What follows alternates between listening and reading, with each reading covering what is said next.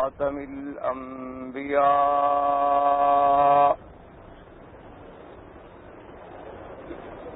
محمد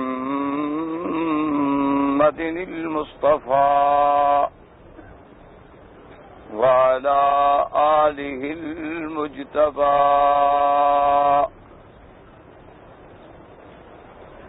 اللهم صل على سيدنا محمد النبي الأمي الهاشمي وعلى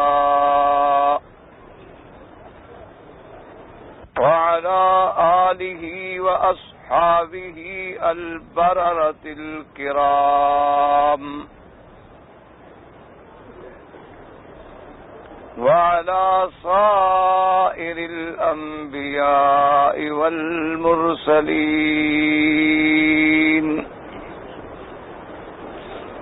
والملائكة المقربين.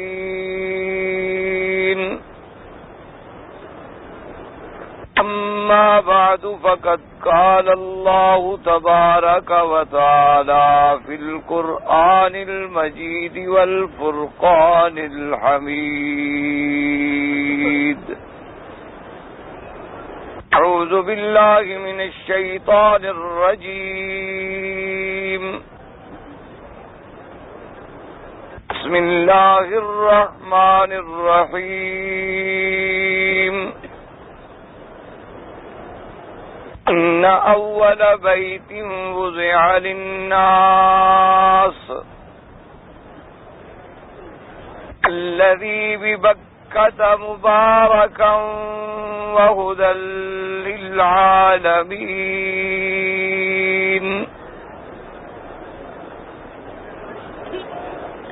فيه آيات بينات ومقام إبراهيم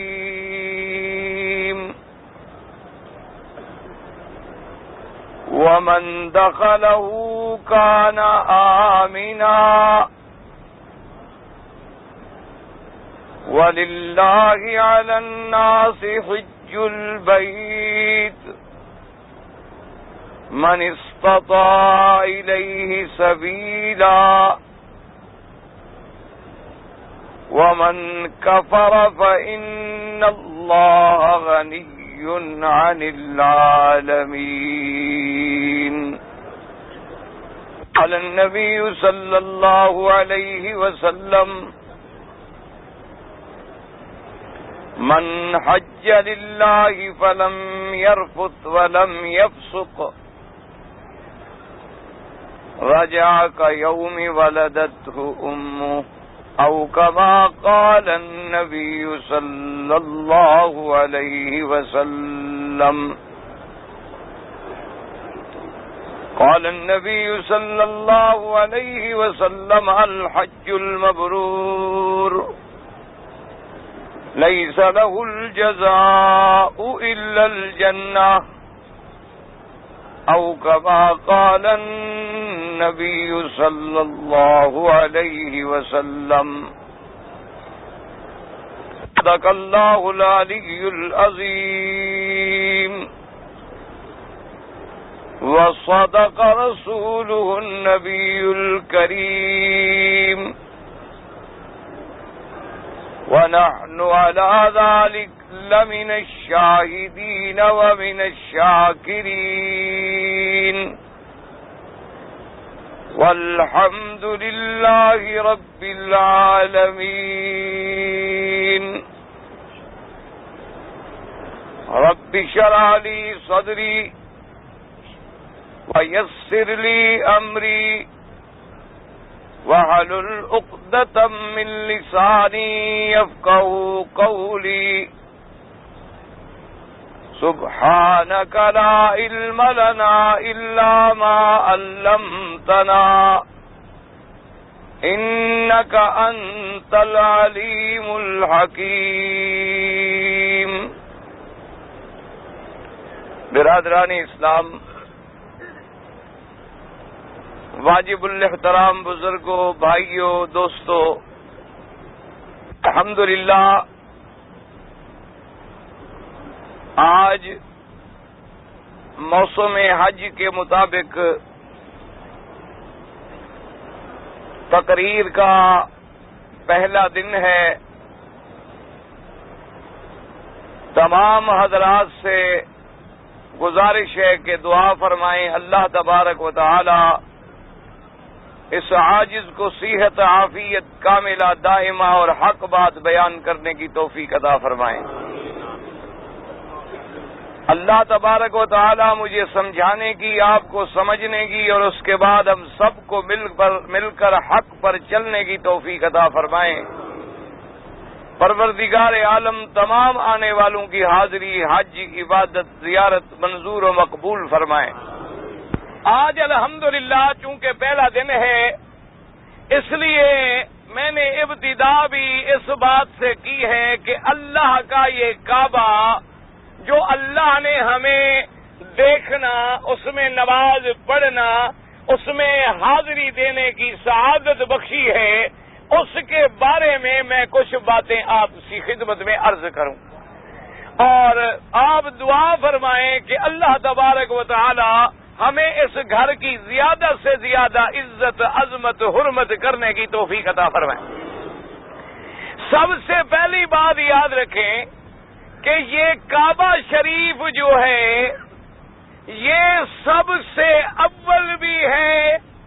ایک بات یاد رکھنا، سب سے اول بھی ہے اور سب کی اصل بھی ہے اور مرکز بھی ہے اور سب کا وسط بھی ہے. یہ چار باتیں یاد رکھنا کہ کعبہ شریف سب سے کیا ہے؟ سب سے اول کیا ہے؟ کعبہ. اور سب کی اصل کیا ہے؟ کعبہ. اور مرکز کیا ہے؟ کعبہ. اور وسط کیا ہے؟ کعبہ. یہ چار چیزوں کو ذرا نظر میں رکھیں، اور ان چار چیزوں میں سے بعض تو اللہ کے قرآن میں بھی ثابت ہیں اور بعض چیزوں کا ذکر قرآن پاک میں نہیں آیا، لیکن آثار صحابہ رضوان اللہ علیہم اجمعین کے اندر موجود ہیں. اور ایسی باتیں صحابی خود نہیں کرتے جب تک کہ انہیں سمجھائے نہ، پڑھائے نہ حضرت محمد الرسول اللہ صلی اللہ علیہ وآلہ آلہ وسلم تسلیما کثیرا کثیرا. تو سب سے اول گھر کیا ہے؟ کعبہ.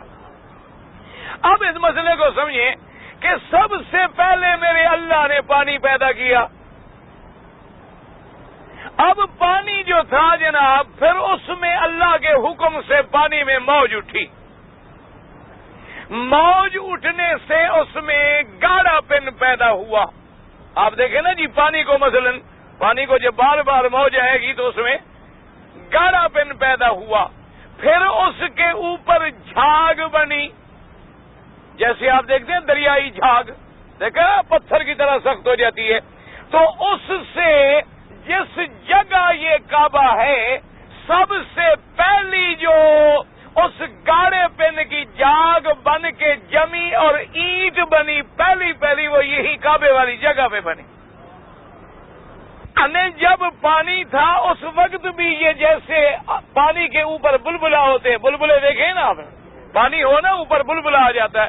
تو یہ جگہ جہاں کعبہ شریف ہے، اسی جگہ ایسے بلبلا موجود تھا، اور اس کے بعد اسی جگہ وہ پہلی اینٹ بنی، اسی سے پھر زمین کو بچھایا گیا، اور یہی وہ پہلا ٹکڑا ہے جب اللہ نے زمینوں کو حکم دیا اپنی اطاعت کا، تو یہ سب سے پہلے بولی کہ میں اللہ حاضر ہوں. تو سب سے پہلی بنیاد زمین کی کہاں سے پڑی؟ اللہ کے کعبے سے. اور سب سے پہلی تعمیر کس گھر کی ہوئی؟ اللہ کے کعبے کی. اور تعمیر کس نے کی؟ اللہ کے کعبے کی تعمیر کس نے کی؟ اللہ کے کعبے کی تعمیر کی ملائکہ نے، آسمانوں کے فرشتوں نے. اور تعمیر بھی کیسے کی؟ حدیث میں موجود ہے، اللہ نے حکم دیا کہ اس کی جڑیں جو ہیں وہ تحت الثری تک لے جاؤ، ساتویں زمین کے نیچے تک. آسمان کتنے ہیں؟ 7. زمینیں کتنی ہیں؟ 7. تو حکم کیا ملا کہ ان کو کہاں تک لے جاؤ؟ 7ویں زمین کے بھی نیچے تک لے جاؤ. یہ تو تھا بنیاد. اور اوپر پھر فرمایا ہر آسمان میں اسی کے اوپر ایک کعبہ بناؤ. ہر آسمان میں. اور 7ویں آسمان میں جو بنا اس کا نام ہے بیت المعمور. اور وہ بیت المعمور عین اسی کعبے کے اوپر ہے. تو اب اس کعبے کا حکم کیا ہے؟ یعنی 7 زمینیں نیچے بھی چلے جائیں تب بھی یہی کعبہ، آسمانوں میں چلے جائیں تب بھی یہی کعبہ. ورنہ اگر ہم آسمان میں جا کے نماز پڑھیں تو الٹا نہیں لٹکیں گے، کیونکہ اسی کعبے کا حکم ادھر عرش تک ہے اور نیچے تحت ثری تک. سمجھ آ رہی ہے میری بات؟ تو یہ کعبۃ اللہ جو ہے سب سے پہلی تعمیر، سب سے اول. اور دوسرا لفظ میں نے کیا کہا تھا؟ ایک میں نے کہا تھا اول بھی کعبہ ہے، اور دوسرا کیا کہا تھا؟ اصل بھی کعبہ ہے. اب سمجھیں جناب اول کو. اللہم صلی علی. پڑھ لے کوئی حرج نہیں، کچھ نہیں ہوتا، کوئی نہیں روکے گا، فکر نہ کریں، ڈریشن ہے کوئی. خیر ایسی بات نہیں ہے. اور جنہوں نے درود شریف پڑھا ہے بیٹھ جائیں آرام سے. جنہوں نے درود شریف پڑھا ہو، جنہوں نے نہیں پڑھا وہ کھڑے رہیں تاکہ ہمیں اندازہ تو ہو کون درود نہیں پڑھتا حضور کا. بھئی ہمیں بھی تو پتہ لگے نا کہ کوئی ایسا بندہ بھی ہے دنیا میں جو حضور کا درود نہ پڑھتا ہو. جس نے درود شریف پڑھا ہو آرام سے بیٹھ. اب اللہ تبارک و تعالی ان اول بیت وضع للناس للذی ببکۃ مبارکا للذی ببکۃ مبارکا وہدی للعالمین. اللہ نے فرمایا تحقیق، انما نہ تحقیق پکی بات ہے، اول بیت وہ پہلا گھر، اول بیت وضع للناس،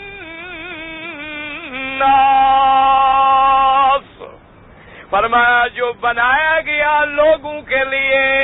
اب میرے اللہ کا کرم دیکھیں کہ اللہ اگر فرما دیتے کہ میرا پہلا گھر نبیوں کے لیے ہے، رسولوں کے لیے ہے، صالحین کے لیے ہے، اولیاء اللہ کے لیے ہے، نیک بندوں کے لیے ہے، تو میرے جیسے بد کردار یہاں کیسے آتے؟ فرمایا نانا میں بھی سب کا رب ہوں، میرا گھر بھی سب کے لیے ہے. فرمایا میری صفت ہے رب الناس، ملک الناس، الہ الناس.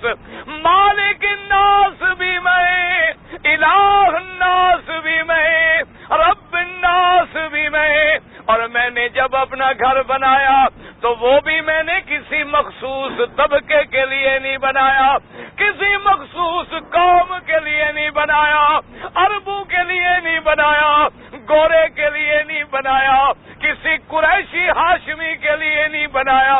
فرمایا وضع للناس، گھر بنایا سب لوگوں کے لیے. سب کے لیے بنا تو ہم بھی آ گئے، اگر سب کے لیے نہ ہوتا تو ہم کیسے آتے؟ اور میرا اللہ آپ کا وہ گھر کہاں بنا ہے؟ وضع للناس للذی ببکۃ، فرمایا جو بکے میں ہے، بکہ کہو مرضی، مکہ کہو مرضی، اس کا نام مکہ بھی ہے، اس کا نام بکہ بھی ہے. اور بکہ کیوں کہتی ہے؟ علماء نے لکھا تھا بکو بہا آناک الجبابرہ. اللہ نے فرمایا میں ایسا گھر بناؤں گا کہ بڑے بڑے جباروں کی گردنیں بھی ٹوٹ جائیں گی. بڑے سے بڑا جبار، بڑے سے بڑا اکڑ خان، بڑے سے بڑا متکبر کیوں نہ آئے، میرا گھر ایسا ہے کہ یہاں سب کی گردنیں جھک جائیں گی، ٹوٹ جائیں گی. فرمایا للذی ببکۃ مبارکا مبارکا وہدی للعالمین. اللہ تبارک و تعالیٰ سے اب جناب فرماتے اول بیت، اول بیت، علماء نے لکھا پہلے ملائکہ نے بنایا، اور بعض روایتوں میں آتا ہے کہ انہوں نے مٹی سے نہیں بنایا، پتھروں سے نہیں بنایا، انہوں نے گارے سے نہیں بنایا، بلکہ انہوں نے سرخ یاقوت کا پتھر جو تم انگوٹھیوں میں پہنتے ہو اس پتھر سے بنایا گیا، بنیادیں تحت سرا تک ڈالی گئیں اور اونچے کہاں تک لے گئے؟ فرمایا عرش معلی تک پہنچا دیا اللہ نے اپنے گھر کو۔ 7ویں آسمان پہ بیت المعمور ہے۔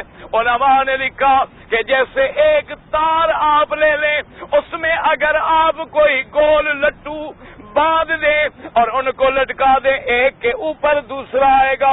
اگر 7ویں آسمان سے کوئی پتھر گرایا جائے یا اللہ اپنے حکم سے اس کعبے کو نیچے اتارے، حضور نے فرمایا عین وہ کعبہ اسی کعبے کے اوپر آ کے بیٹھے گا، عین اسی کعبے کے اوپر۔ اور جیسے میرے اللہ نے، یاد رکھو، اور خدا کی شان ہے، زمین میں کعبہ پتھروں کا بنا ہوا ہے، پہلے آسمان پہ اور لطیف ہو جائے گا، دوسرے پہ اور ہو جائے گا، تیسرے پہ اور ہو جائے گا، حتیٰ کہ معراج والی رات آمنہ کے لال حبیب کبریا حضرت محمد مصطفیٰ صلی اللہ علیہ وسلم، جب حضور کا نام آئے دروشی پڑھ لیا کریں۔ یہ میں کتنے دفعہ کہوں آپ سے، بہرحال پھر آپ کہیں گے شاید طنز کرتے ہیں، یہ طنز نہیں ہے۔ یاد رکھیں کہ مسلمان ہو اور میرے مدنی پہ درود نہ بھیجے، اس سے بڑا محروم دنیا میں کوئی نہیں۔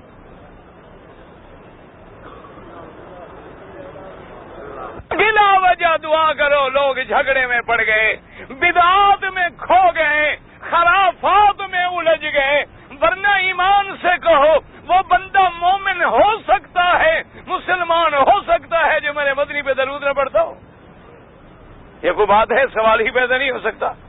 جب درود کا حکم میرے اللہ نے دیا ہو، جب درود کا حکم قرآن میں ہو، جب درود پڑھنے کا حکم فرمان رسول پاک میں ہو، جب درود پڑھنے کا حکم حدیث پاک میں ہو، جب درود ہماری ہر نماز میں ہو، فرض پڑھیں درود ہے، سنت پڑھیں درود ہے، نفل پڑھیں درود ہے، 2 رکعت طواف کے پڑھیں درود ہے، وتر پڑھیں درود ہے، تہجد پڑھیں درود ہے، مسجد میں داخل ہوں درود ہے، مسجد سے نکلیں درود ہے، درود کا کوئی منکر نہیں ہے۔ اللہ کا کعبہ ہمارے سامنے ہے، اگر جھگڑا ہے تو تیرے بدعات کا جھگڑا ہے، اللہ کے نبی کے درود کا کوئی جھگڑا نہیں۔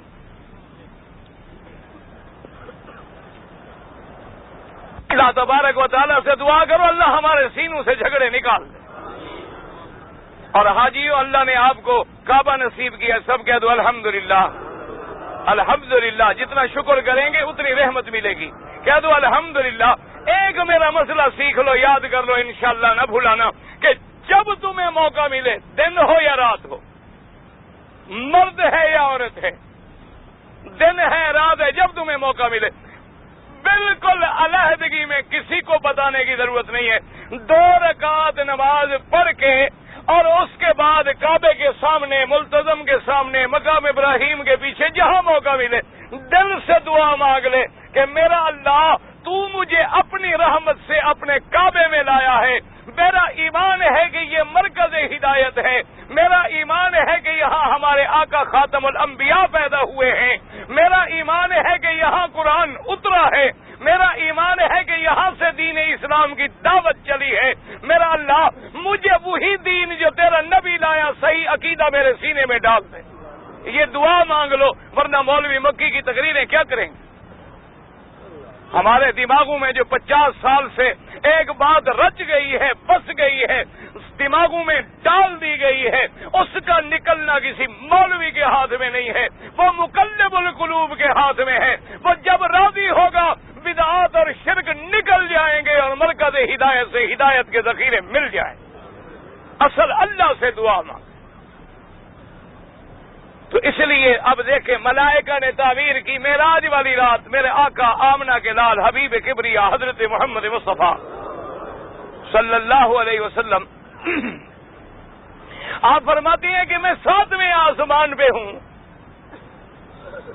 میں نے وہاں ایک بڑا پیارا گھر دیکھا اور اس گھر کے ساتھ ٹیک لگا کے ایک بزرگ بیٹھے ہوئے تھے، جن کی داڑھی مبارک بھی سینے مبارک تک تھی، اور حضور نے فرمایا اتنے خوبصورت تھے، اتنے جمال والے تھے، اتنے حسن والے تھے۔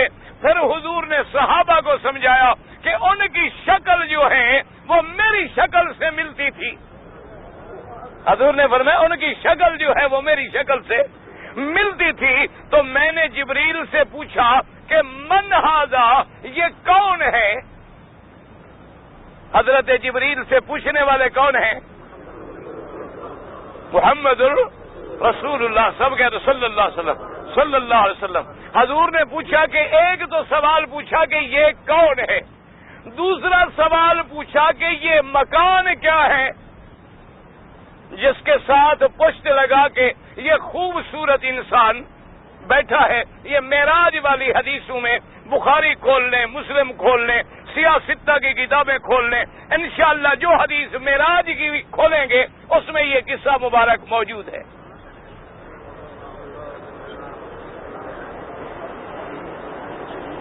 اب اندازہ کریں جناب، اسی سے ساتھ ساتھ مسئلے سمجھتے جائیں کہ اللہ نے اتنا اونچا کر دیا ہے، اتنی بلندیوں پہ پہنچا دیا ہے کہ آمنہ کا لال فرش مکہ پہ پیدا ہونے والا آسمانوں کی سیر کر رہا ہے، جنت کی سیر کر رہا ہے، لیکن علم اتنی ہے جتنی اللہ نے دیا ہے۔ جو اللہ نے نہیں دیا وہ علم نہیں مدنی پوچھ رہا ہے یہ کون ہے؟ عالم الغیب پوچھتا ہے کون ہے؟ اللہ تبارک و تعالیٰ نے بھی کبھی پوچھا ہے کہ میرا بندہ کون ہے؟ اب جناب حضور کو بتلانے والے کون ہیں؟ جبریل نے کہا ھذا ابوک ابراہیم۔ انہوں نے کہا حضور یہ تو آپ کے ابا ہیں ابراہیم علیہ السلام۔ حالانکہ پہلے بیت المقدس میں سارے انبیاء بھی آ چکے ہیں، پھر اپنے اپنے آسمانوں پہ ہیں، لیکن حضور نہیں پہچان پائے۔ اور انہوں نے کہا یہ جو کوٹھا مبارک ہے یہ کعبہ ہے آسمان میں، اللہ کے فرشتے اس کعبے کا طواف کرتے ہیں، اور پشت لگا کے بیٹھے کون ہے؟ سیدنا ابراہیم۔ اسی سے علماء نے مسئلہ نکالا کہ اگر عالم درس دیتے ہوئے یا پڑھاتے ہوئے یا نماز کے بعد یا تقریر میں کعبے کی طرف پشت کر لے تو کوئی حرج نہیں، اگر پشت جائز نہ ہوتی تو سیدنا ابراہیم علیہ السلام کبھی ٹیک لگا کے پشت لگا کے اللہ کے کعبے بیت المعمور کے ساتھ نہ بیٹھ۔ سمجھ آ رہی ہے بات؟ تو وہ بیت حضور نے فرمایا میں نے دیکھا کہ وہ گھر جو اللہ نے آسمانوں میں بنایا ہے اگر اتارا جائے تو سیدھا کہاں بیٹھے گا؟ اسی کعبے کے اوپر بیٹھے گا۔ تو اب جناب اول بیت پہلے بنایا ملائکہ نے، ابھی تو آدم پیدا بھی نہیں ہوئے۔ پھر جب آدم علیہ السلام پیدا ہوئے پھر بنایا حضرت آدم نے۔ اور اسی لیے بعض روایات میں ملتا ہے کہ آدم نے جب اس کعبے کا طواف کیا تو دل میں خیال آ گیا کہ میں کتنا خوش نصیب ہوں کہ آج اللہ کے کعبے کا طواف کرنے والا پہلا آدمی میں ہوں۔ تو اللہ نے فرمایا جبریل آدم کو ذرا بتلا دو کہ تم تو پیدا بھی نہیں ہوئے تھے اور 70,000 سال پہلے سے طواف شاہ ہو رہے ہیں، تم تو ابھی پیدا بھی نہیں ہوئے تھے، تم تو ابھی دنیا میں بھی نہیں آئے، میرا کعبہ تو اس وقت بھی کعبہ تھا۔ پھر آدم علیہ السلام نے بنایا، آدم کے بعد بنایا شیس علیہ السلام نے۔ شیس علیہ السلام کے بعد بھی یہ کعبۃ اللہ جو ہے علماء کا اختلاف ہے۔ بعض علماء فرماتے ہیں کہ نوح علیہ السلام کا جب طوفان آیا تو اللہ نے اس کعبے کو اٹھا لیا، اور بعض علماء فرماتے ہیں کہ نہ، جب طوفان آیا تو دیواریں مبارک جو تھیں وہ بہہ گئیں اور آثار جو تھے وہ مٹ گئے، وہاں ایک ٹیلا سا بن گیا، لیکن کعبے کی بنیاد کا کوئی پتہ نہیں چلتا تھا، ورنہ کعبہ تو تھا، اللہ کا کعبہ تو پہلے سے تھا، لیکن اب اس کی بنیادیں چھپ گئی، سیل آتے گئے، بارشیں آتی رہیں، طوفان آتے رہے اور کعبہ شریف کے آثار چھپ گئے۔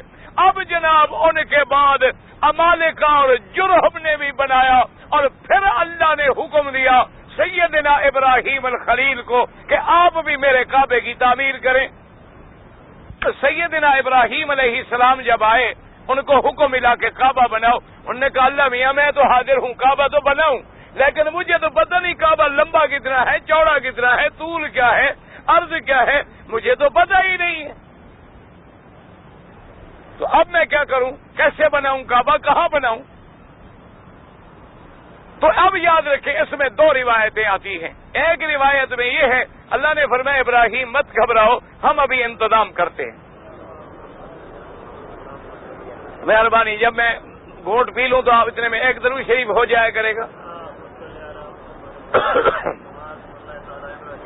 اللہ تبارک و تعالی نے ایک ہوا چلائی، اور وہ ہوا اتنی سخت تھی کہ جو وہ ٹیلا بنا ہوا تھا اس کو اڑا کے لے گئی، اور وہ بنیادیں ظاہر ہو گئیں جو حضرت آدم نے رکھی تھیں۔ اور ایک بات، دوسری بات لکھی ہے مفسرین کرام نے جو روایات سے ملتی ہے، اللہ نے فرمایا کہ ابراہیم میرے خلیل، ہم اللہ نے حکم دیا کہ ہم بادل کو بھیجتے ہیں، بادل سایہ کر لے گا، جس جگہ پر سایہ پڑے اتنی ٹکڑا میرے کعبے کا ہے، ادھر ادھر کوئی بادل نہیں، اوپر بادل سایہ کر کے کھڑا ہے، وہی ابراہیم علیہ السلام نے۔ اور جب کھدائی شروع کی تو بنیادیں بھی مل گئیں، اور ان بنیادوں پر کعبے کی تعمیر شروع کی سیدنا ابراہیم علیہ السلام نے۔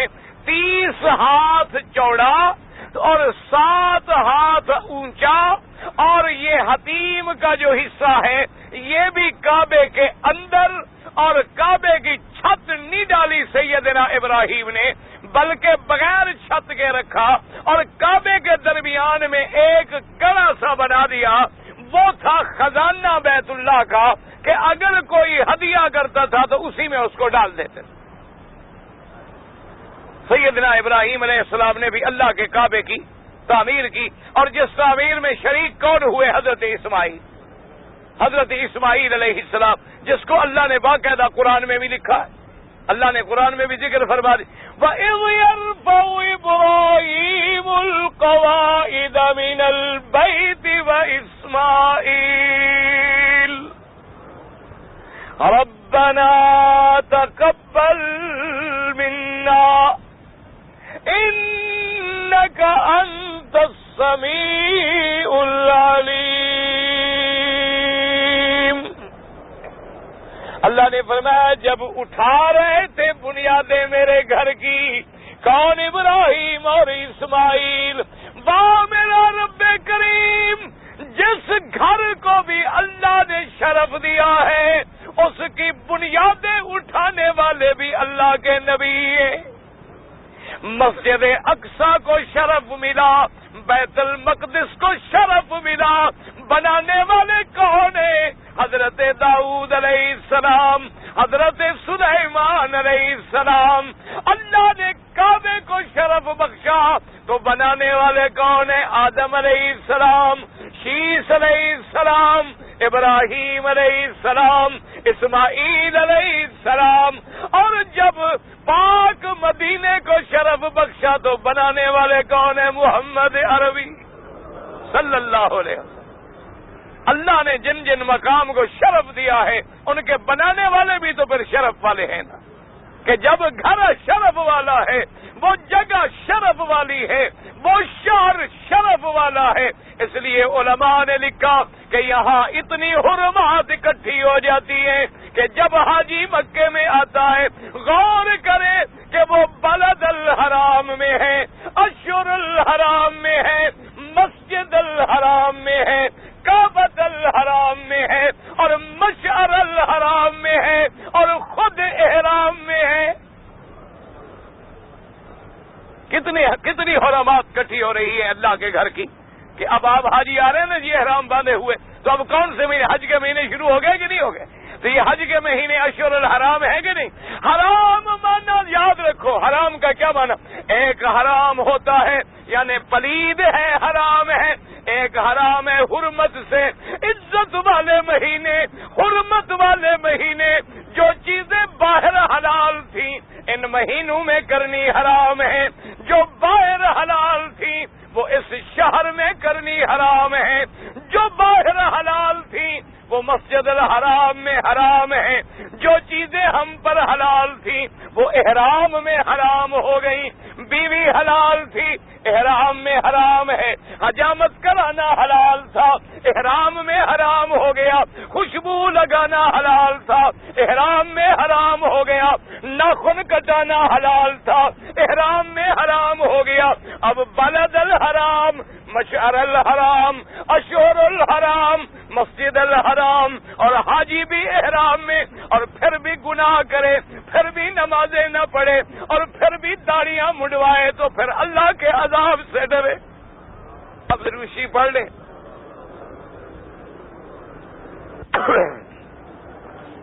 میں نے کل کیا عرض کیا تھا کہ یہ اللہ کا گھر جو ہے یہ اول بھی ہے اور سب کی اصل بھی ہے اور ساری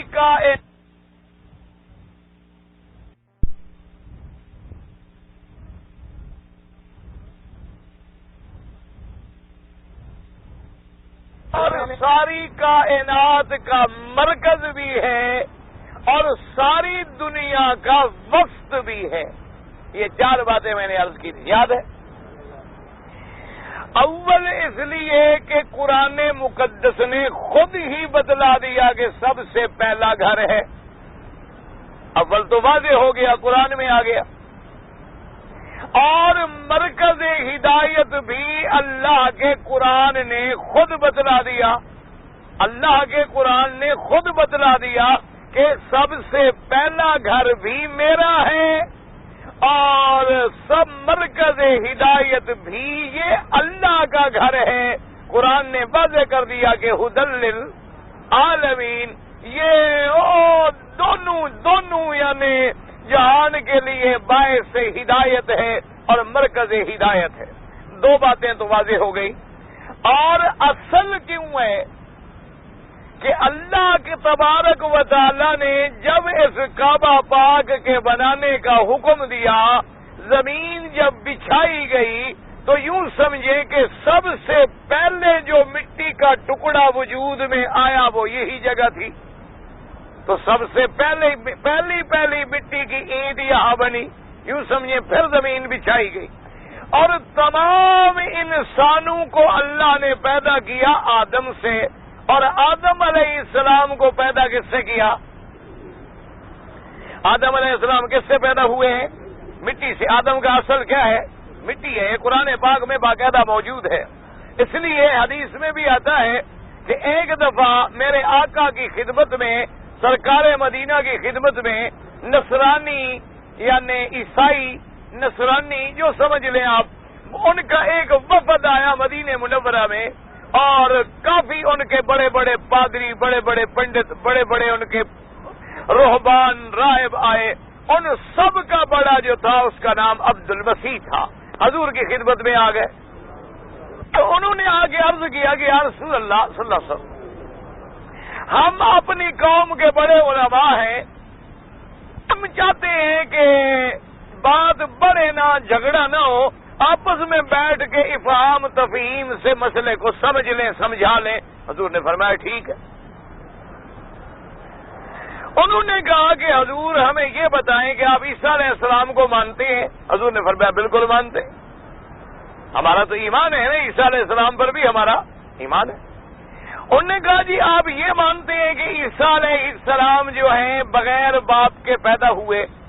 حضور نے فرمایا بالکل مانتے ہیں کہ عیسیٰ علیہ السلام جو ہے وہ بغیر باپ کے پیدا ہوئے۔ انہوں نے کہا جی پھر پوری دنیا میں، پوری کائنات میں ہمیں کوئی ایک بیٹا بتلائیں جو بغیر باپ کے پیدا ہوا ہو، ما سوا عیسیٰ علیہ السلام کے۔ تو اگر کوئی آدمی اور ایسا نہیں ملتا تو پھر ہماری بات درست ہے کہ وہ اللہ کا بیٹا ہے، یا تو کوئی اور بھی ہونا جو بغیر باپ کے پیدا ہوا ہو۔ جب بغیر باپ کے بچہ پیدا نہیں ہوتا، صرف عیسیٰ علیہ السلام ہے، تو پھر ہمارا دعویٰ ٹھیک ہے کہ عیسیٰ علیہ السلام جو ہے وہ اللہ کے بیٹے ہیں۔ یہ انہوں نے اعتراض کیا کن کی خدمت میں؟ ہمارے آقا کی خدمت میں، سرکار حرم، سرکار مدینہ، سرکار عرب و عجم، سرکار عالم کی خدمت میں یہ اعتراض کیا۔ حضور صلی اللہ علیہ وسلم نے جب اعتراض سنا، آپ نے جواب دینے کا ارادہ فرمایا، اللہ نے آسمانوں سے وحی نازل فرمایا۔ اللہ نے حکم دیا کہ جبریل میرے مدنی پاک کو جا کے بتلائیں کہ یہ سوال جواب میری توحید کے بارے میں ہے، زبان تو میرا مدنی تیری ہوگی لیکن بات میری ہوگی۔ فرمایا ان مثل عیسیٰ عند اللہ کمثل آدم خلقه من تراب ثم قال له كن فيكون۔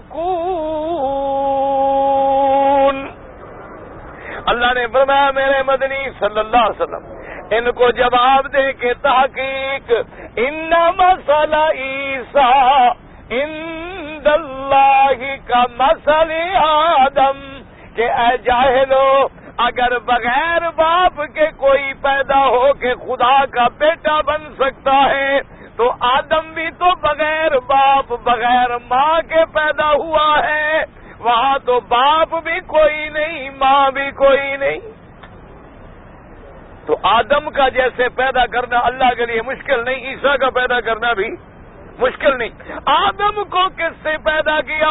خلقہ من تراب، اللہ نے فرمایا ہم نے پیدا کیا آدم کو تراب۔ تراب ماننا، تراب کس کو کہتے ہیں؟ حضرت علی کی کنیت تھی نا، ابھی تراب حضرت علی کی کنیت تھی، اور یہ کنیت بھی حضور نے رکھی تھی۔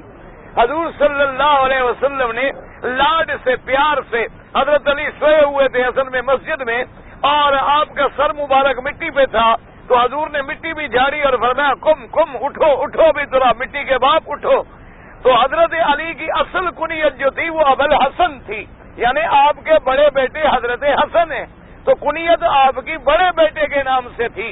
لیکن جب حضور نے کنیت رکھ دی ابھی تراب، تو حضرت علی نے فرمایا کہ میں وہ کنیت چھوڑ دیتا ہوں، اس کنیت کو میں پسند کرتا ہوں الذی کنا بی رسول اللہ، جو کنیت میری حضور محمد مصطفیٰ نے رکھی ہے۔ تو تراب کا معنی کیا ہوتا ہے؟ مٹی ہوتا ہے۔ تو اللہ نے آدم کو کس سے پیدا کیا؟ اچھا آپ کعبہ شریف میں بیٹھے ہیں، یہ آیت میں نے جو پڑھی ہے یہ قرآن میں ہے ماشاءاللہ۔ تو خلقہ من تراب کہ من نور، ہاں جی نا، کعبے میں بات کرو سچی۔ ہم نے مرنا ہے اور اللہ کے دربار میں جانا ہے، خدا کے گھر میں تم بھی بیٹھے ہو میں بھی بیٹھا ہوں، پھر قیامت میں نہ کہنا کہ مسئلہ ہمیں سمجھ نہیں آیا، قیامت میں یہ عذر نہ کرنا۔ سوال ہے اگر اللہ نے آدم کو پیدا کیا نورن، تو پڑھو خلقہ من نورن، نہیں پیدا کیا، کس سے پیدا کیا؟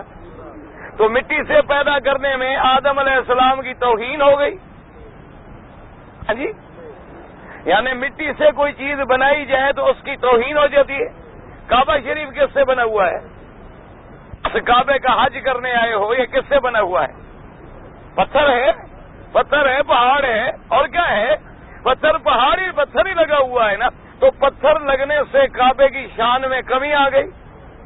جس حجر اسود کو تم چوم رہے ہو یہ کیا ہے؟ نور ہے کہ پتھر ہے؟ تو اس کے چومنے میں یا پتھر ہونے میں حجر اسود کے شان میں کوئی کمی آ گئی؟ اچھا اگر ابا مٹی سے ہو تو بیٹے ثم قال له کن فیکون، میرے عزیز شان تو یہ ہے کہ پیدا مٹی سے کرے لیکن نور والے بھی سجدہ کریں۔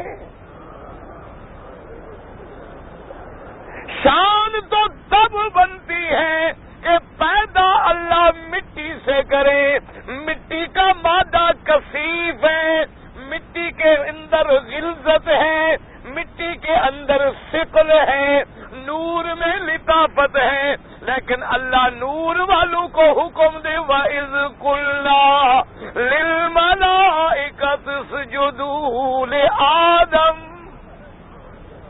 شان تو تب بنے گی کہ پیدا مٹی سے ہو، سیر آسمانوں کی کرے، پیدا مٹی پہ اور نور والے ہاتھ باندھ کے آگے کھڑے ہوں، پیدا مٹی سے اور جبریل پاؤں پکڑ کے جگا رہا ہو، پیدا مٹی سے اور نورانی براق کے اوپر بیٹھا ہو، پیدا اللہ تبارک و تعالی آدم کی اولاد سے کرے اور سارے فرشتے استقبال کے لیے کھڑے ہوں، اور اللہ فرمائے انی اعلم ما لا تعلمون۔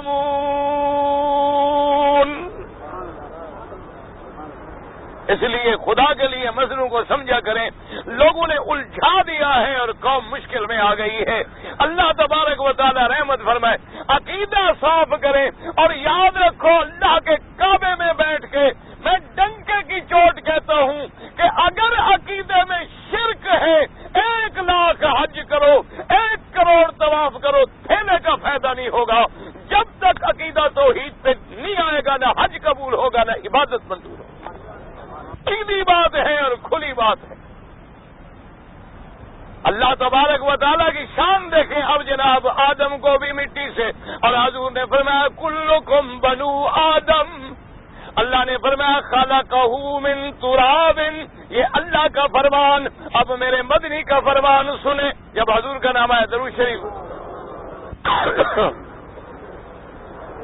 اللہ نے فرمایا مٹی سے پیدا کیا۔ اب حضور کا فرمان سنیں صلی اللہ علیہ وسلم، فرمایا کلکم بنو آدم، فرمایا تم سب آدم کے بیٹے ہو، وآدم من تراب، اور آدم جو ہے اس کو اللہ نے مٹی سے پیدا کیا۔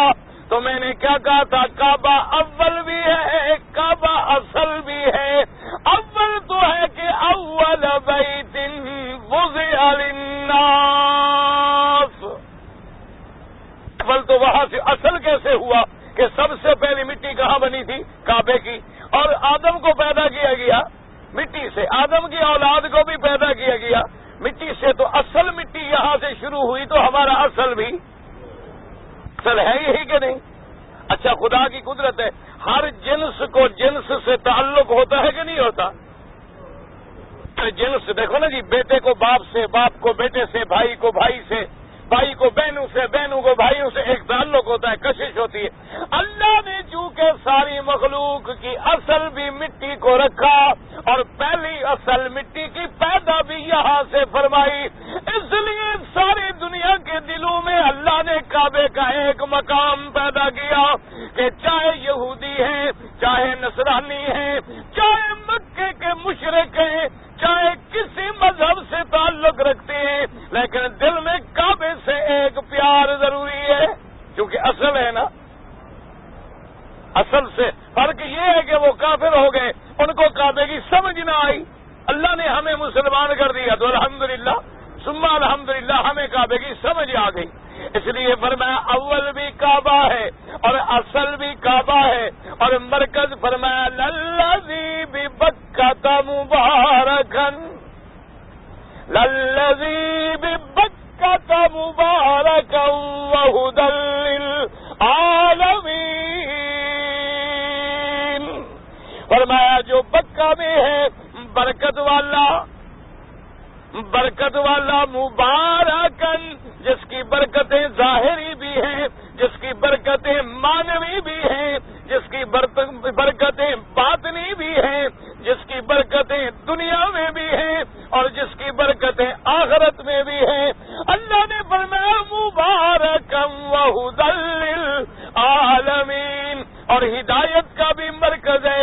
اس لیے علماء نے لکھا اگر کوئی بندہ حج پہ آئے اور کعبے میں آئے، طواف کرے، حج کرے اور واپس جا کے اس میں کوئی تبدیلی نہ آئے، تو فرمایا یہ سمجھو کہ وہ کھوٹا ہو گیا ہے، کیونکہ مرکز ہدایت میں بھی ہدایت نہ ملے تو کہاں ملے گی بھئی؟ جو ہدایت کا مرکز ہے اور جو اصل ہے اور جو وسط ہے، ساری دنیا کا سینٹر ہے۔ اور یاد رکھو آپ پرکار رکھتے ہیں، آپ نے کوئی دائرہ بنانا ہو نا، پرکار رکھیں گے نا، پہلے پرکار رکھ کے تو پھر اس کو گھمائیں گے۔ پہلے جب تک مرکز نہ بنے تو دائرہ تو بن ہی نہیں سکتا، مرکز بنے گا تو دائرہ بنے گا، مرکز بنے گا تو باری دنیا اس لیے غور کریں، میں نے کئی دفعہ سوچا اللہ تبارک و تعالیٰ نے کعبے کو وسط میں رکھا، اور وجہ کیا ہے؟ ہمیشہ اصولی بات یاد رکھیں، آپ نے اگر کسی گھر میں روشنی کرنی ہو تو ایک کونے میں لیمپ رکھیں تو ایک کونے میں روشنی ہوگی، دوسرے میں نہیں ہوگی۔ اچھا دوسرے کونے میں رکھیں تو ایک طرف آئے گی، دوسری طرف نہیں آئے گی۔ شرق میں رکھیں، اگر اس کو کمرے کے درمیان میں آپ رکھیں تو چاروں طرف روشنی برابر پھیلے گی۔ اللہ نے مرکزی ہدایت کو بھی ساری کائنات کے وسط میں رکھ دیا تاکہ میرے کعبے کی ہدایت کے چشمے، ہدایت کے نعرے جب چلے تو ساری دنیا کو پہنچی۔ اور پھر اسی پہ غور کرو، یہی وجہ ہے شاید میرے اللہ کی حکمتوں میں کہ کعبے کو دنیا کے سینٹر میں رکھا، اور سب سے افضل، سب سے اجمل، سب سے اشرف نبی پیدا کیا تو مکے میں پیدا کیا۔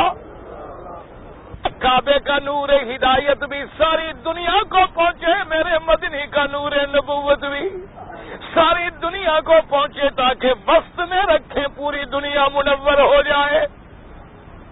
اگر ایک جگہ ایک ملک میں پیدا کر دیتے، کعبہ شریف کو کسی شرق میں بنا دیتے، غرب میں بنا دیتے، شمال میں بنا دیتے، جنوب میں بنا دیتے، تو باقی دنیا تو آتے آتے مر جاتی بیچاری۔ اللہ نے فرمایا ہم نے ایسے مقام پہ رکھ دیا ہے، اس لیے حضرت ابن عباس رضی اللہ تعالیٰ عنہ فرماتے تھے کہ مکے والوں تم بڑے خوش قسمت ہو کہ تمہیں اللہ نے ایسا گھر دیا ہے جو ساری دنیا کے سینٹر اور مرکز میں ہے۔ اور اسی طرح دیکھیں کہ جب تک کعبہ ہے اس وقت تک دنیا ہے، اور جب کعبہ نہیں ہوگا تو پھر دنیا بھی نہیں ہوگی۔ کعبے سے مراد یہ نہیں ہوتا، کعبہ تو صرف دیواروں کا نام نہیں ہے نا، کعبہ تو 7 زمینیں نیچے بھی کعبہ ہے، اور 7 آسمانوں تک اوپر بھی کعبہ ہے۔ 7 آسمان پر وہ بیت المعمور ہے، اور اس کعبے کا روایات میں آتا ہے کہ 70,000 فرشتہ روزانہ طواف کرتا ہے، اور جو ایک دفعہ طواف کرے اس کو پھر نمبر ہی نہیں ملتا۔ اور تم کتنی خوش قسمت ہو کہ اللہ بار بار طواف نصیب کرتا ہے۔ اچھا اس پہ بھی آپ نے کبھی غور کیا؟ غور کریں کعبہ شریف میں کہ ہر کام میرے مدنی پاک کو دائیں طرف کرنا پسند تھا۔ حضور جب کھانا کھاتے تو کس ہاتھ سے؟ دائیں سے۔ پانی پیتے تو کس ہاتھ سے؟ دائیں سے۔ کنگھی فرماتے تو کس جانب؟ دائیں جانب۔ جوتا مبارک پہنتے تو کس پاؤں میں؟ دائیں پاؤں میں۔ مسجد میں داخل ہوتے تو پہلے کون سا پاؤں رکھتے؟ دایاں رکھتے۔ سرما پہنتے تو پہلے کس آنکھ میں پہنتے؟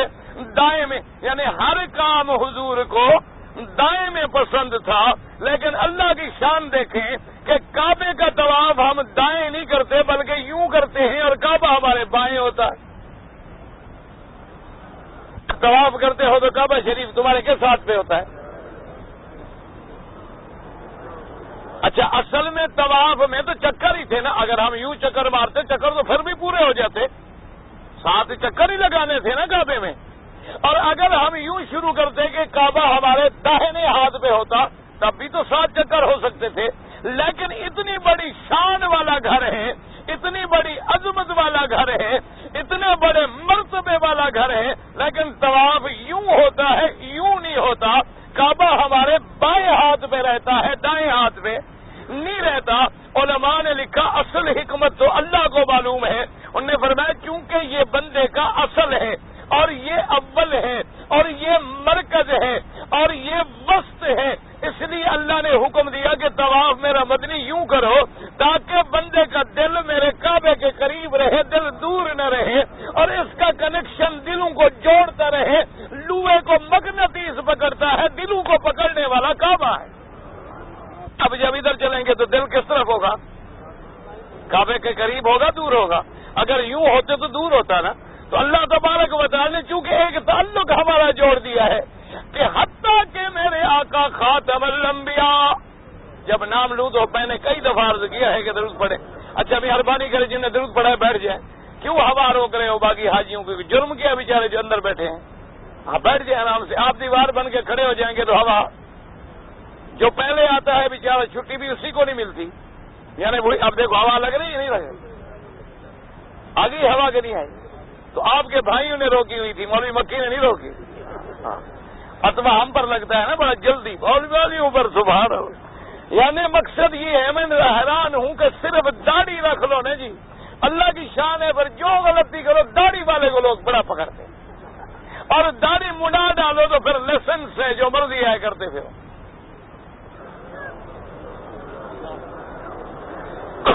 کوئی بات کرے کہ جی منہ پہ داڑھی ہے، حیا نہیں آندی، شرم نہیں آندا.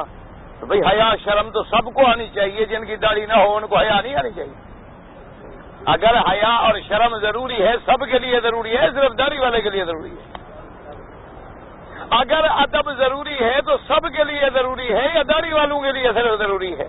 تو اس لیے ہمیشہ یاد رکھیں. بہرحال تو اب دیکھیں اللہ پاک کے کعبے میں عرض کر رہا تھا کہ کتنا دلوں سے تعلق ہے کہ آمنہ کے لال حبیب کبریا حضرت محمد رسول اللہ صلی اللہ علیہ وسلم جب ہجرت کے لیے تشریف لے گئے، بڑا لمبا واقعہ ہے، زندگی رہی تو عرض کریں گے.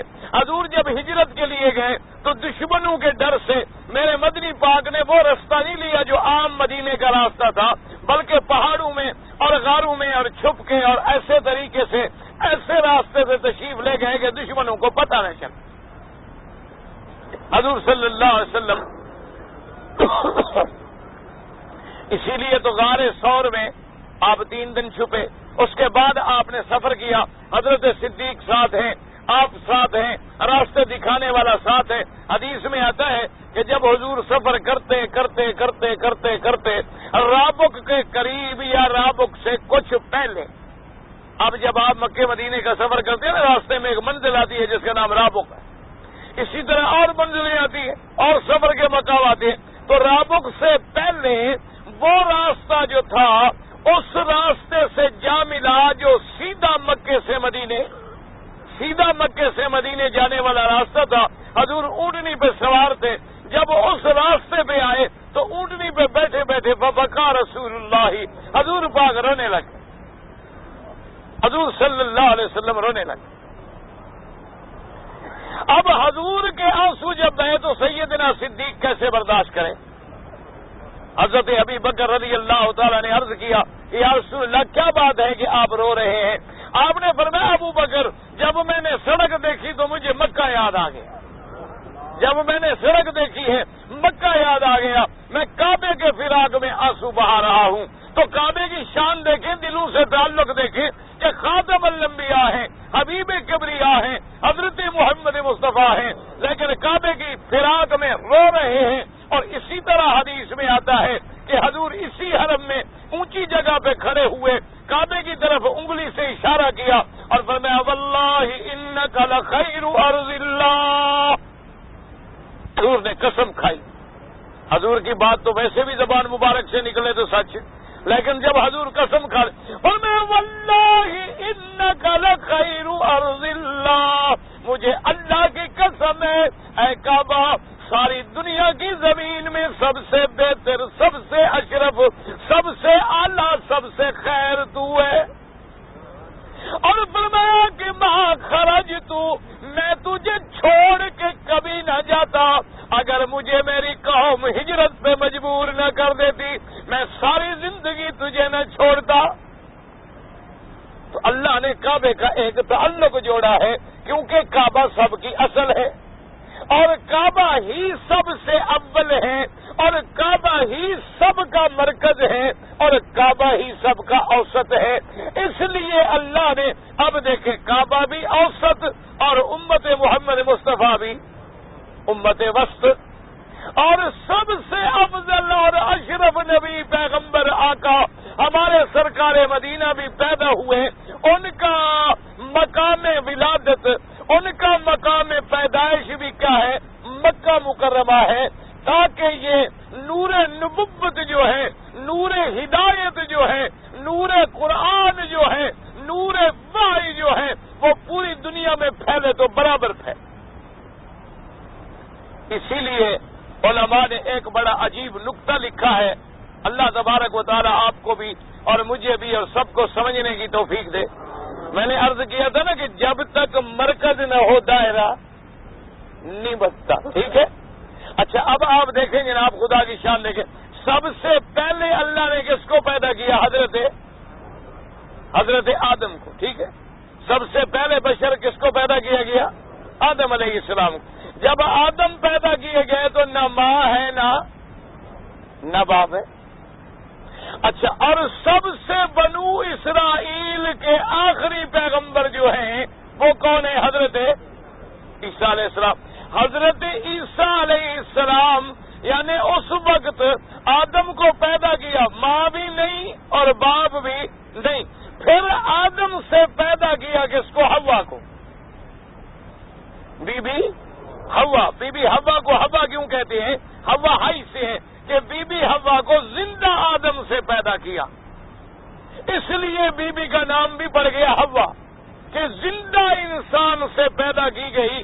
اور حضور نے فرمایا کہ آدم علیہ السلام کے بائیں پسلی سے پیدا کی گئی، یعنی بی بی حوا بھی دائیں پسلی سے نہیں پیدا ہوئی. کہاں سے پیدا ہوئی؟ بائیں پسلی سے. کیونکہ خدا کی قدرت ہے کہ عورت اور مرد کا اللہ نے ایک تعلق جوڑنا تھا، تو دل بھی بائیں طرف اور پیدائش بھی بی بی حوا کی بائیں طرف، جیسے طواف میں اللہ کا کعبہ بھی. نہیں سمجھ آ رہی بات؟ یعنی اللہ تبارک و تعالیٰ چاہتے تو آدم علیہ السلام کی دائیں پسلی سے بھی تو پیدا فرما سکتے تھے نا. اللہ کے لیے کوئی مشکل ہے؟ وہاں تو اتنا فرمانا تھا نا، کن ہو جا، بس ہو گیا. بات تو صرف اتنی تھی. لیکن اللہ نے چونکہ مرد اور عورت کا ایک سلسلہ ایسا رکھا ہے کہ لیسکن الیہا، اللہ نے فرمایا تاکہ آدم کو سکون ملے، اطمینان ملے، طمانینت ملے. تو ایک انس جو ہے، اس انس میں حکمت تھی، ان کو پیدا کیا. اب دیکھیں صرف ایک مرد ہے اور عورت ہے، یا آدم ہے یا حوا ہے. ٹھیک ہے. اچھا، جب عیسیٰ علیہ السلام پیدا ہوئے تو بی بی مریم ہے اور حضرت عیسیٰ ہے. یہاں بھی ایک مرد اور ایک عورت. خلافت شروع ہو رہی ہے آدم سے، وہاں بھی صرف ایک مرد اور ایک عورت.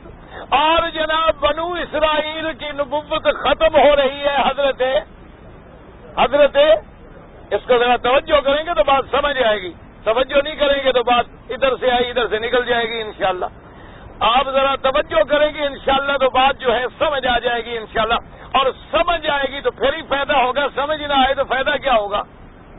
ایسا نہ ہونا. وہ مثال مشہور ہے، ایک طالب العلم کو کسی استاد نے یوسف زلیخا قصہ مشہور ہے نا، زلیخا کتاب بھی فارسی میں لکھی ہوئی ہے، اور حالانکہ یہ بھی کوئی پتہ نہیں کسی کو بھی زلیخا نام بھی صحیح تھا یا نہیں تھا. ویسے بہرحال مشہور یہی ہے. حالانکہ حقیقت کا پتہ اللہ کو ہے، ضروری نہیں ہے کہ بھئی اس بی بی کا نام زلیخا تھا. راحیل بھی نام آیا ہے، زلیخا بھی نام آیا ہے، اور اللہ نے تو قرآن میں نام لیا ہی نہیں. اللہ نے تو قرآن میں کہا امراۃ العزیز، عزیز کی بیوی. پتہ نہیں کیا نام تھا کیا نہیں تھا. بہرحال زلیخا کسی روایت سے انہوں نے ڈھونڈ نکالا. ہمارے مولوی بہت تیز ہیں، بہرحال کوئی نہ کوئی نام ڈھونڈ لیتے ہیں. بہرحال اللہ نے بھی نہیں بتلایا، حضور نے بھی نہیں بتلایا. اللہ پاک نے قرآن میں نہیں بتلایا، حضور پاک نے بھی زلیخا کا نام نہیں بتلایا، لیکن انہوں نے کتابیں لکھ ڈالی ہیں ماشاءاللہ. حالانکہ اسرائیلی روایت ہے پرانی کتابوں کی جس کا کوئی اعتبار ہی نہیں.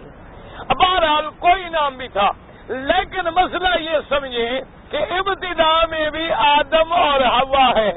یہ دونوں نام ثابت ہیں. آدم کا بھی ثابت ہے قرآن میں، یا آدم اسکن انت وزوجک الجنہ. اللہ نے فرمایا آدم تم بھی اور تمہاری بیوی بھی کہاں ٹھہرو. اچھا اب دیکھو پہلے قرآن میں غور کرو تو قرآن سمجھ آئے. اللہ نے کیا حکم دیا تھا کہ جنت میں جاؤ، فَكُلَا مِنْهَا، جنت کے پھلوں سے تم دونوں کھاؤ پیو. اچھا اور کیا حکم دیا تھا؟ یہ تو حکم ہے کھانے کا، ایک روکا تھا لا تقربا، اور اس درخت کے قریب بھی تم، یہاں بھی جب تصریح کا سکھا ہے لا تقربا، تم دونوں اس درخت کے قریب نہ جانا. کولا کھاؤ پیو، یہ بھی تصریح کا سکھا ہے. لیکن جب ٹھہرنے کا حکم دیا تو کیا فرمایا؟ اسکن، یہ نہیں فرمایا اس کو نہ، تم دونوں ٹھہرو. ورنہ جیسے فرمایا تھا کلا اور ادھر فرمایا تھا لا تقربا، تو یہاں بھی فرما دے اس کو نا کہ تم دونوں جاؤ ٹھہرو. یہاں فرمایا اسکن انتا وزوجک الجنہ، تم ٹھہرو اور تمہاری بیوی بھی جنت میں. یہاں ٹھہرنے کا حکم پہلے آدم کو دیا ہے، تو علماء نے مسئلہ نکالا کہ رہنے میں سکنا میں بیوی اپنے خامد کے تابع ہوتی ہے. جیسا مکان خامد کا ہوگا بیوی کو رہنا پڑے گا، اعلیٰ ہو تب بھی رہنا ہوگا، ادنا ہو تب بھی رہنا ہوگا. البتہ کھانے پینے میں دونوں آزاد ہیں. وہ پابند نہیں کہ خامد 2 روٹی کھائے تو بیوی لازم 2 کھائے، وہ 3 کھائے تو وہ بھی لازم 3 کھائے، یا وہ گوشت کھائے تو وہ بھی لازم نہیں. کھانے میں اپنی اپنی فَكُلَا مِنْهَا رَغَدًا حَيْثُ شِئْتُمَا، تم دونوں کھاؤ پیو جو چاہو، لیکن رہنے میں بیوی خاوند کے تابع. اسکن انت وزوجک الجنہ، تم اور تمہاری بیوی جنت میں رہائش رکھو. تو اب یہاں مرد ہے اور عورت. عیسیٰ پیدا ہوئے تو مرد ہے اور ایک عورت ہے. عورت اس کا نام بھی قرآن میں موجود ہے. کیا نام ہے؟ بی بی مریم. بی بی مریم قرآن میں اس کا ذکر موجود ہے. تو اب جناب دیکھیں، عیسیٰ علیہ السلام پیدا ہو گئے، بی بی مریم بیٹھی ہوئی ہے اور ایک بچہ ہے اور ایک ماں ہے، یعنی ایک مرد ہے اور ایک اور میں نے عرض کیا تھا اچھا اب جب آپ پرکار سے دائرہ کھینچیں گے تو جب دائرے کو ملائیں گے اس کے دونوں سرے برابر ہوں گے تو ملیں گے، اگر برابر نہ ہوں تو دیکھو نا جی، اس مثلا ایک انگلی ہے، اب یوں ملائیں تو لازمی بات ہے نا ایک بڑا ہو جائے گا ایک چھوٹا ہو جائے گا نا. بھئی پرکار اسی لیے رکھتی ہے نا تاکہ دائرہ ایسا بنے کہ اس کے دونوں سرے جو ہیں وہ آگے مل جائیں. اگر دونوں سروں میں فرق ہو تو پھر ملیں گے نہیں. تو اس لیے پہلے بھی صرف اللہ نے جب ابتدا کی تو صرف ایک مرد اور عورت ہے، اور جب بنو اسرائیل کی نبوت میں انتہا کی تو پھر بھی ایک مرد اور عورت ہے. اب دائرہ بن گیا کہ نہیں بن گیا؟ برابر ہے نا دائرہ. اچھا اب دائرہ بن نہیں سکتا جب تک مرکز نہ ہو.